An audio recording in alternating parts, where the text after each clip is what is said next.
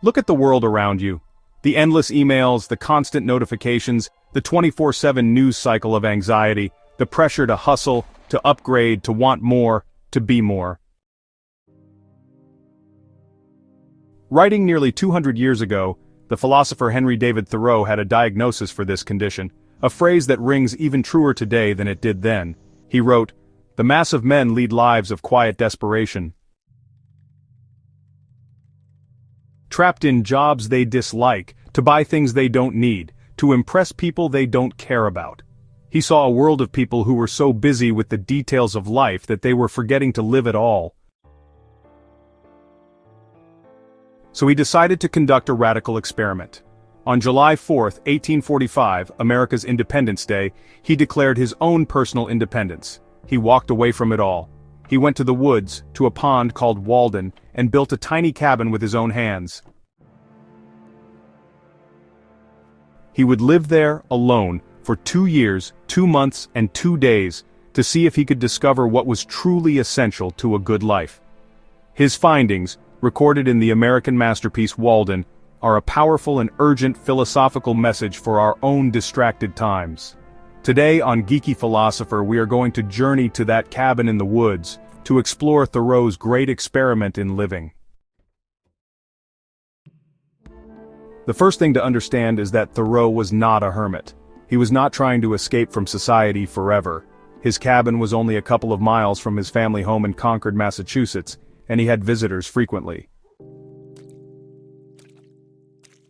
His time at Walden was a deliberate, scientific experiment. He gives us his hypothesis in the book's most famous passage.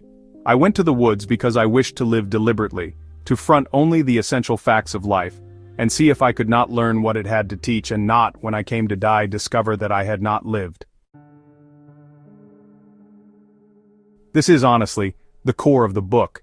It's a quest to strip away all the non-essential distractions of modern life, the possessions, the social obligations, the mindless routines, to see, well, what was left. He really wanted to get to the very bedrock of human existence. The first and most practical part of his experiment was, a radical commitment to simplicity. The book's first and longest chapter, Economy, is a meticulous, almost comical accounting of every penny he spent building his cabin and living his life. He lists the cost of every nail, every bag of flour. Why? While his former neighbors were working 60 hours a week in, quiet desperation to afford their large houses and fancy things, Thoreau had his days almost entirely free. Free to walk, to read, to think, to observe, and, to truly live. With this newfound time, what did Thoreau do? He dedicated himself to the art of waking up. For Thoreau, most of us are sleepwalking through our lives. We're on autopilot, following the routines and beliefs that society has handed to us, without ever stopping to question them. We are, in a way, spiritually asleep.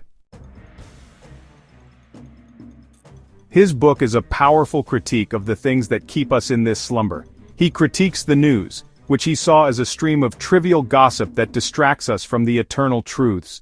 He critiques our obsession with work, which keeps us so busy that we have no time for self-reflection.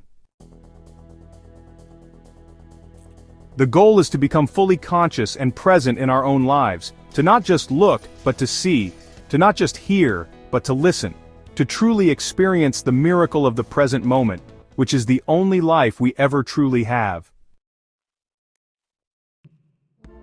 How did Thoreau practice this art of being awake? His greatest teacher was nature. Walden Pond and the woods around it were not just a pretty backdrop for his experiment.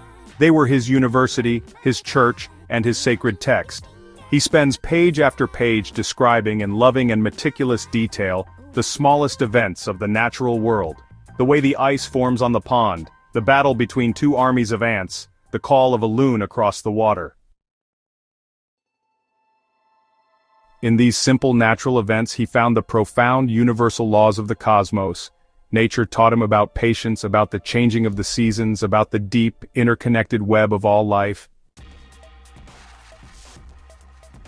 For Thoreau, the natural world was not a resource to be used and exploited. It was a source of endless wisdom and spiritual nourishment. His work is one of the foundational texts of the modern environmental movement, a powerful reminder that we are not separate from nature, but a part of it. So, the ultimate conclusion of Thoreau's experiment is, really a powerful declaration of self-reliance and individualism. After 2 years, he leaves the woods.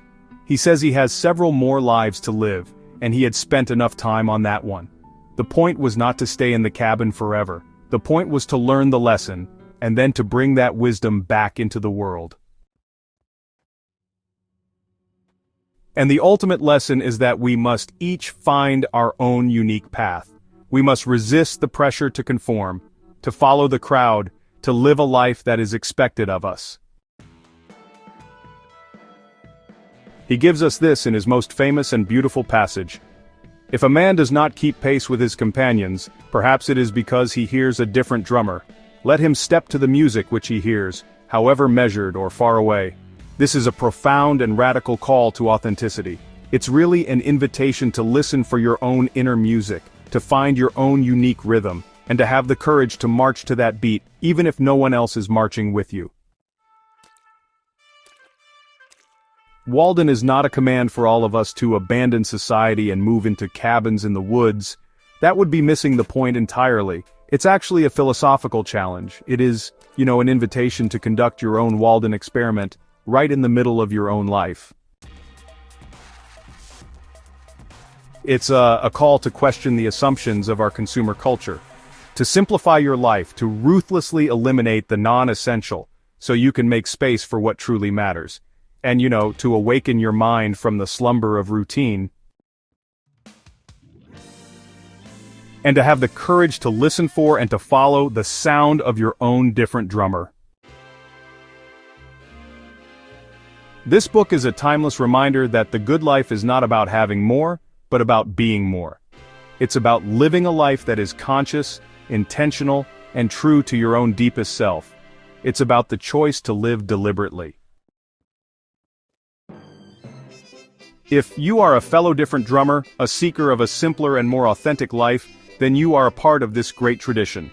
Consider subscribing to Geeky Philosopher, where we are dedicated to exploring the ideas that help us live more deliberate lives. Thank you for your time.